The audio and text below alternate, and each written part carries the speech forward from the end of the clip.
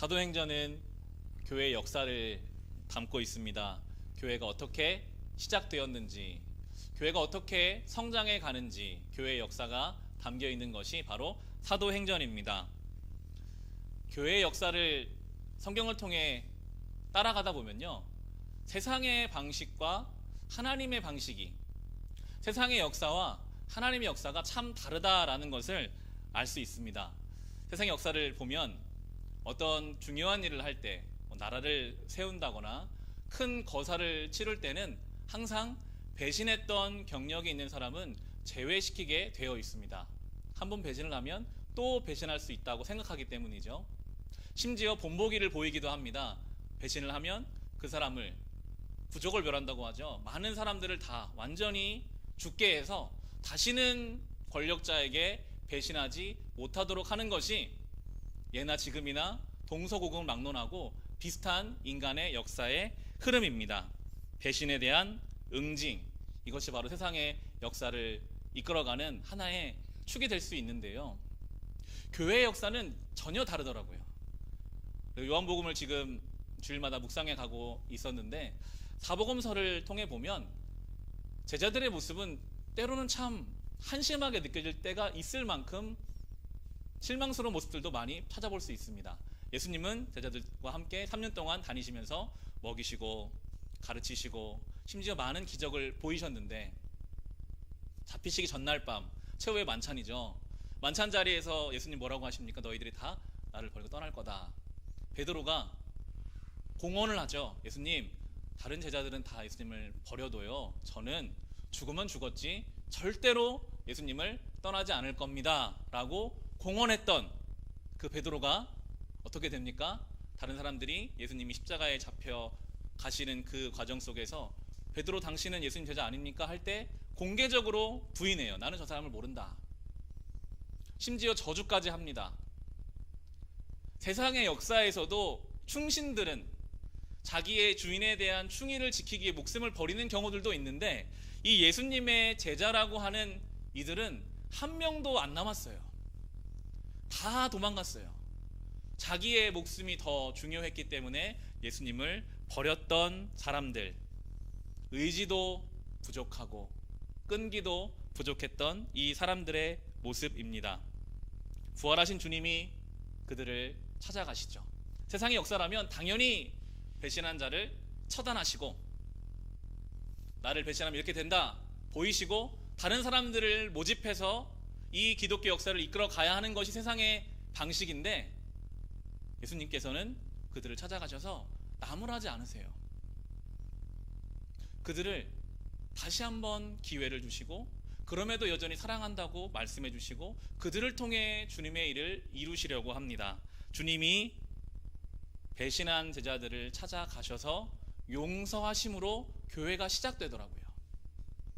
그들에게 은혜를 베푸심으로 교회가 출발하게 됩니다. 교회의 역사는 곧 은혜의 역사입니다. 교회의 역사는 하나님의 사랑의 역사입니다. 사도행전은 그렇게 우리에게 교회가 어떻게 시작될 수 있었는지를 보여주는데요, 이 제자들만 그렇습니까? 우리의 삶은 어떻습니까? 여러분 어떠신가요? 지난 한 주 정말 주님의 제자다운 삶을 사셨습니까? 베드로처럼 내가 좋을 때는 내가 믿음 있다고 막 말하지만, 조금만 내 뜻과 다르게 상황이 흘러가면 언제 내가 그런 말을 했는 사람인지 모를 만큼 예수님과 관계를 딱 잘라버리고 예수를 전혀 모르는 사람처럼 우리가 살지는 않습니까? 그것이 예수를 배신하는 행위임을 알면서도 수없이 반복하는 우리의 삶이 혹 우리의 모습이라면, 그런데도 주님께서는 우리에게 오셔서 나무라거나 너희는 그랬으니 이제 다시는 성도가 아니다라고 우리를 제껴버리시는 것이 아니라 우리를 통해서 하나님의 일을 이루시겠다, 교회의 은혜의 역사를 우리에게 보여주고 계십니다. 배신자요, 의지가 부족하고 믿음이 부족한 우리를 붙잡아 주시는 이 은혜의 역사, 사도행전을 통해 이 교회의 역사를 우리가 살펴볼 수 있는데요, 사도행전 전체를 요약하는 성경 구절이 있다면 바로 1장 8절의 말씀입니다. 제가 읽어드릴게요. 성령이 너희에게 내리시면 너희는 능력을 받고 예루살렘과 온 유대와 사마리아에서 그리고 마침내 땅 끝에까지 이르러 내 증인이 될 것이다 라고 예수님 말씀하셨어요.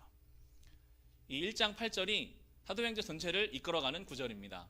순서가 있어요. 교회가 어떻게 교회되어 갈 수 있는가? 가장 먼저가 성령이 임하셔야. 성령이 임하지 않으시면요, 여전히 베드로와 요한과 제자들은 배신자입니다. 의지가 박약하고요, 상황에 따라 흔들리고요, 아무것도 할 수 없는 것이 성도들이었는데 성령이 임하심으로 교회가 될 수 있었습니다. 성령이 임하셔서 우리의 내적인 상태를 바꾸시고 믿음과 그 믿음대로 살 수 있는 의지와 용기를 주시는 성령의 역사가 있었기 때문에 교회가 예루살렘부터 땅끝까지 이르러 나아가게 되는 것입니다. 이것이 교회의 원리입니다. 이것이 성도의 삶입니다.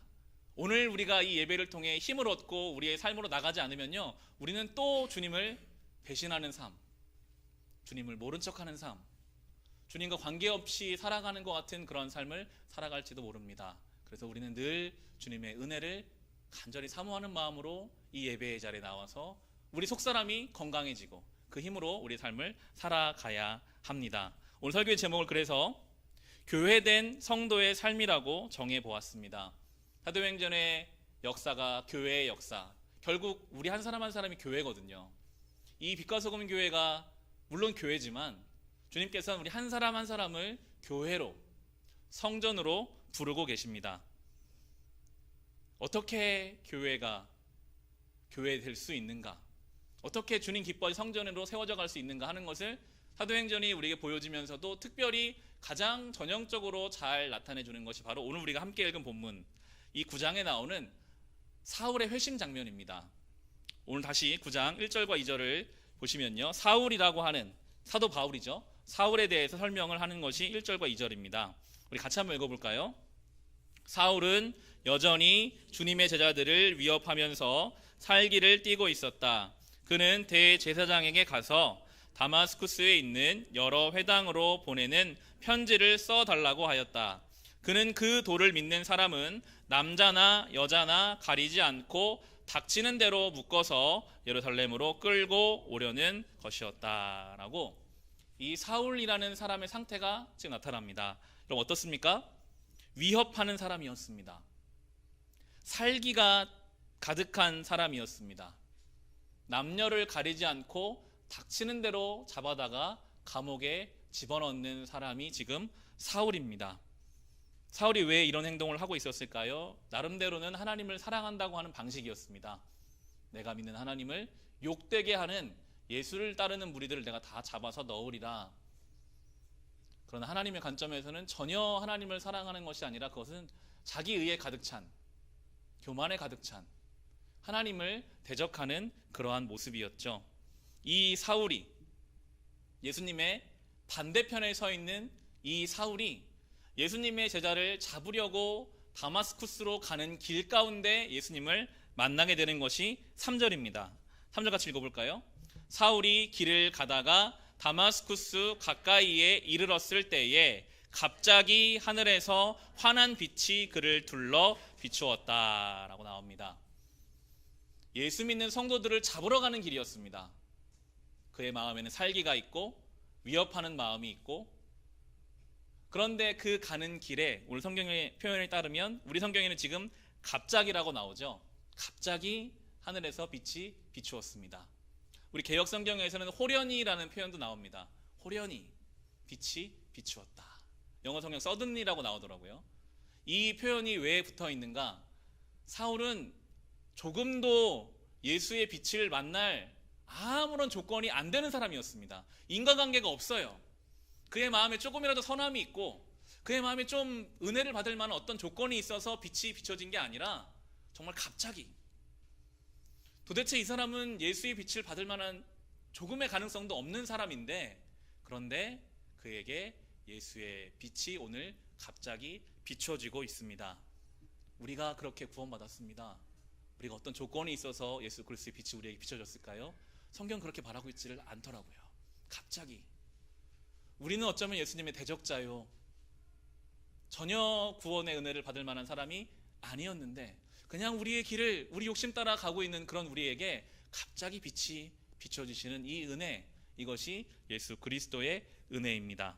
사울은 갑자기 그 일을 당하였으나 예수께서는 그 일을 미리미리 계획하고 계셨음을 이제 나중에 이 사울이 회심해서 서신서를 쓰는 것을 나중에 찾아보시면 창세전부터 나를 위해 하나님의 계획이 있었다고 고백하거든요. 우리에게는 갑자기일 수 있으나 우리를 구원하시기 위하여 2000년 전에 예수께서 십자가에서 죽으셨고 그 구원의 빛이 우리에게까지 다 온 것이 놀라운 주님의 계획이고 은혜입니다. 이 빛을 경험하며 살고 계십니까? 혹시 여전히 아직 나의 삶에 이 빛이 비춰졌지 않았나라는 생각이 드신다 할지라도 반드시 언젠가는 주의 빛이 우리의 삶을 비추는 그 은혜가 우리에게 있을 줄 믿습니다. 이 빛 가운데 당황한 사울이 물어요. 주님 누구십니까? 퀴리오스라는 표현이거든요. 아주 극존칭입니다. 안 보이지만 누군지는 모르지만 분명히 대단한 존재가 지금 자기 앞에 있는 것을 느낀 사울이 그 황망스러운 상황 속에서도 물어요. 주님 누구십니까? 예수님 대답하시죠. 나는 네가 핍박하는 예수다라고 대화가 오갑니다. 그런데 엄밀히 따지면 사울은 예수님 만난 적이 없습니다.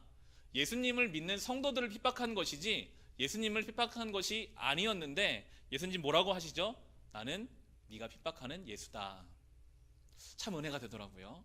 그럼 우리가요, 교회된 우리가 핍박받을 때 예수님은 본인이 핍박받는 걸로 느끼시고 계십니다.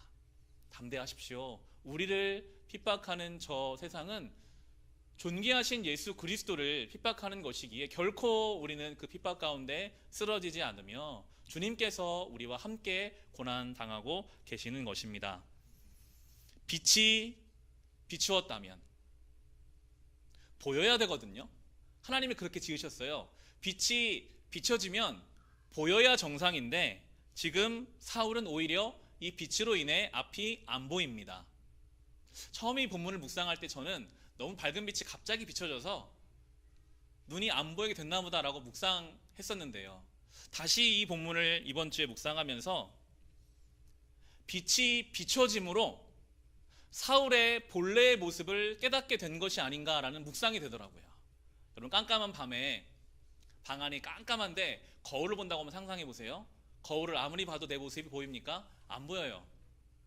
그런데 그 방의 빛을 켜면 거울을 통해 자기의 모습을 볼 수 있는 것처럼 예수의 빛이 이 사울에게 비춰지기 전에는 사울이 자기가 어떤 상태인지를 몰랐어요. 내가 이렇게 살기가 등등해서 예수 믿는 사람을 잡으러 다니는 것이 옳은 줄 알고 내가 내 의에 취해서 내 교만함에 취해 사는 것이 그것이 잘된 일인 줄 알고 착각하며 살고 있었는데 막상 깜깜한 방에 빛이 비춰질 때 자기의 모습을 발견하는 것처럼 예수의 빛이 비춰지자 내가 아무것도 보지 못하는 존재임을 그때서야 깨닫게 됩니다. 여러분 예수의 빛이 우리에게 비추면요 그때서야 우리의 모습이 보여요. 그 전에 내가 나를 아는 것 같은데 내가 나름대로 내 인생의 방향을 잡은 것 같은데 하나님이 이 사울을 보시기에는요 앞도 못 보는 존재가 그저 허우적거리는 것밖에 아니었거든요. 예수의 빛이 비춰지는 이 다메섹 도상에서야 사울은 깨달았습니다. 아, 내가 잘못 살았구나. 내가 영적인 맹인이었구나. 아무것도 모르면서 아는 것 같이 살았구나 하는 것을 깨닫게 되는 이 사울의 모습입니다. 사울은요 로마 시민권이 있는 사람이었습니다. 그 당시 로마 시민권은 굉장한 특혜죠. 그리고 이 본문을 묵상해 보면 사울이 대제사장을 막 찾아가는 정도의 권세가 있는 사람이었습니다. 그가 예수 믿는 사람을 마음껏 잡아놓을 수 있는 힘도 있었습니다. 아마도 사울은 학식도 많고 재산도 많고 이미 사회적으로 많은 것을 갖춘 사람이었을 것입니다. 그런데 아무리 세상적으로 많은 것을 갖추고 있자 할지라도 예수 그리스도의 빛 앞에 자기를 비춰보니까요 아무것도 보지 못하는 그러한 존재임을 이제 깨달으면서부터 교회된 삶이 시작됩니다. 예수의 빛이 우리에게 비춰지고 그 가운데 내가 어떠한 존재인지를 깨닫는 그 순간부터 교회된 성도의 삶이 시작되는 것입니다. 세상은요, 끊임없이 우리로 하여금 뭔가를 알고 있다고 착각하게 해요. 나는 지금 많이 알고 있어. 내가 지금 가는 길은 옳은 길이야, 바른 길이야. 내 의에 취해서 분주하게 돌아다니고. 사울이 얼마나 바빴습니까? 그 동네에 있는 예수 믿는 사람들만 잡는 것도 마음이 모자라서 저 멀리까지 출장까지 가려고 자발적으로 막 바쁘게 분주하게 살았어요. 그런데 아무리 자기 의에 취해서 분주하게 바쁘게 살았어도 그게 남는 것은 아무것도 모르는 존재. 그것을 예수를 만나면서 깨달았고, 이제 사울은 우리가 알고 있는 사도 바울로 변해가는 과정을 밟게 되는 것입니다. 충격을 받았어요. 3일 동안 먹지도 마시지도 않았다라는 표현이 나옵니다. 3일 동안 먹지도 마시지도 않고 이 사울은 어떤 시간을 보냈을까요? 회개 기도를 많이 했을 겁니다. 스데반이 돌 맞아 죽는 그 현장에 사울이 있었거든요. 옳다고 생각했어요. 저 사람은 죽어도 싸. 원래 내가 죽어야 되는 존재인데 제가 그 스데반 죽는 것을 그냥 옆에서 보고 있었습니다. 많은 회개의 기도를 했겠죠. 예수 믿는 사람들을 잡아 넣는 것에 대한 회개, 그 회개는 어느 순간 은혜와 감사의 기도로 바뀌었을 겁니다. 그런데 이런 나를 찾아와 주신 예수님, 이런 나를 빛 가운데 호련히 만나 주신 주님, 나를 깨닫게 하신 그 은혜에 감사의 기도를 드리는 3일의 시간을 보냈을 것입니다. 9절을 보시면 같이 한번 읽어볼까요? 그는 사흘 동안 앞을 보지 못하는 상태에서 먹지도 않고 마시지도 않았다 라고 나옵니다. 아무것도 못했어요. 할 수가 없었어요. 자기의 삶을 부정할 수밖에 없고, 내가 잘못 살았구나, 맥이 탁 풀렸겠죠. 사울이 아무것도 하지 못하고 있을 그 시간 동안 하나님은 여전히 일하십니다. 아나니아라는 성도를 부르셔서, 아나니아와 사울은 만난 적도 없거든요. 아나니아에게 저 사울을 회복시킬 미션을 주십니다. 어디에 가면 앞을 못 보는 사울이라는 자가 기도하고 있을 거다. 가서 그를 도와라. 아나니아에게는 하나님의 그 말씀이 별로 달갑지 않은 말씀이었습니다. 왜냐하면 이미 사울은 유명했거든요. 예수 믿는 사람의 원수로. 저 사울 때문에 수많은 사람이 감옥에 갔다는 것을 듣고 알고 있었어요. 13절에 보시면 이렇게 나오죠.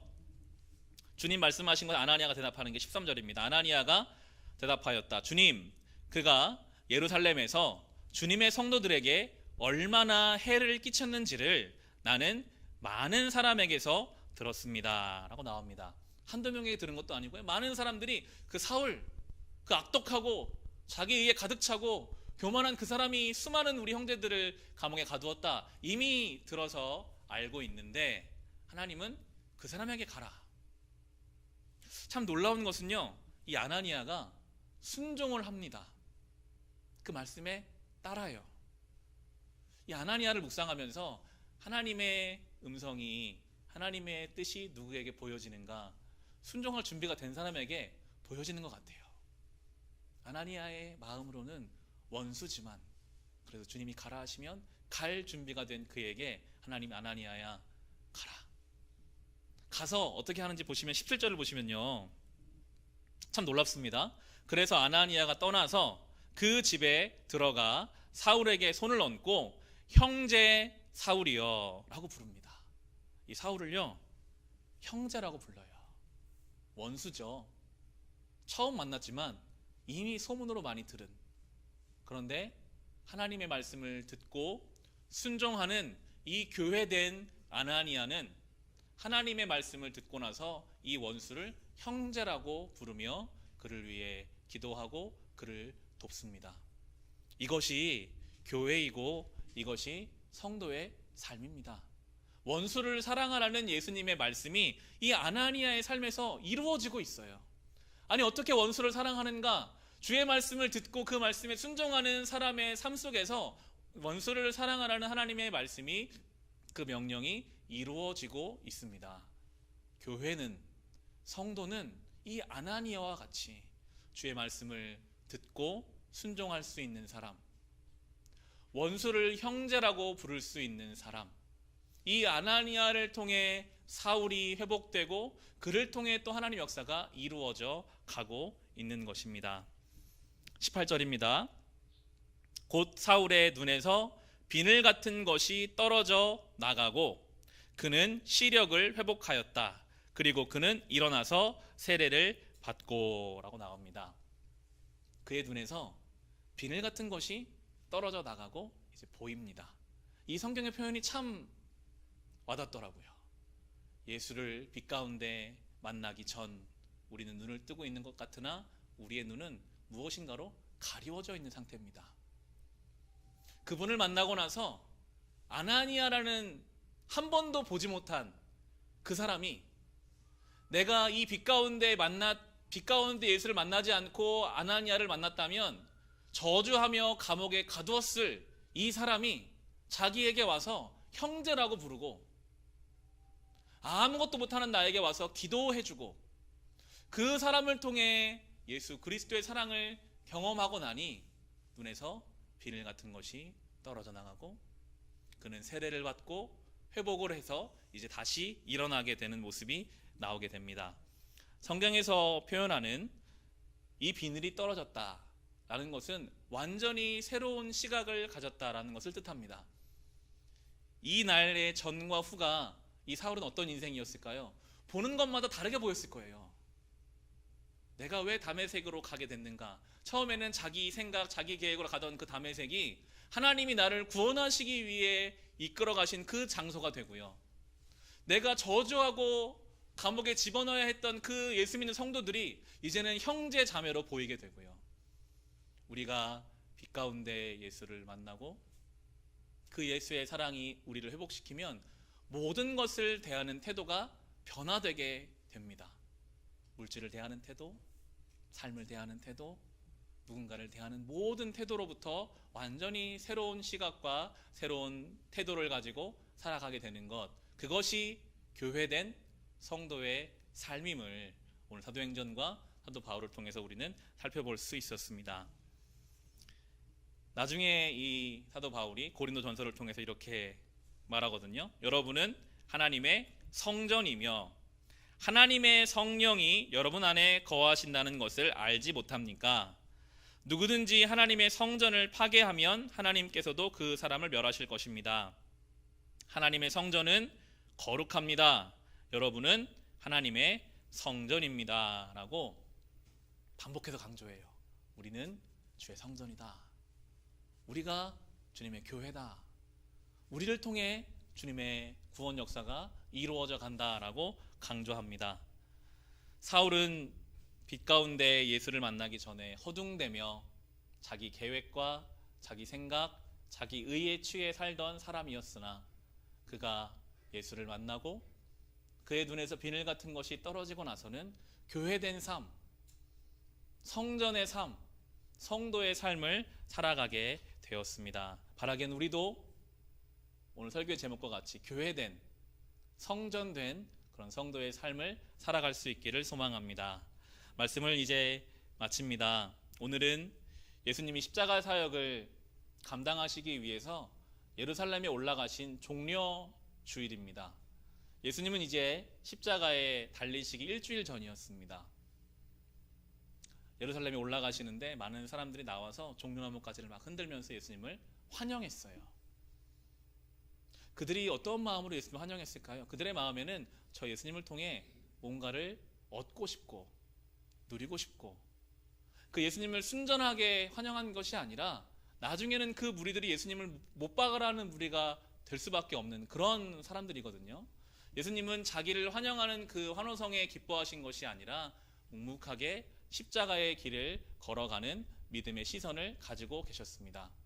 그분이 그렇게 십자가에서 죽으셨기 때문에 배신자요, 주님을 버릴 수밖에 없는 우리가 은혜의 역사에 편입될 수 있었습니다. 우리가 사울이 아닙니까? 자기 의에 취해 자기 교만에 빠져 살아갈 수밖에 없는 우리가 그 예수 그리스도의 십자가로 인해 빛 가운데 주님의 은혜를 경험하고 우리의 눈에서 비늘 같은 것이 떨어지고 완전히 다른 존재로, 완전히 다른 태도로 이 삶을 살아가게 되는 것, 그것이 바로 교회된 성도의 삶인 줄을 믿고 이 한 주 특별히 예수의 십자가를 깊이 묵상하면서 살아갑시다. 주님이 죽으셨기에 우리가 살았고 주님께서 헌신하셨기에 우리에게 은혜가 주어진 것을 이 한 주 동안 묵상하고 붙잡으시며 우리에게 주신 은혜가 얼마나 큰지 감사하는 이 한 주가 될 수 있으시기를 주님의 이름으로 축원합니다.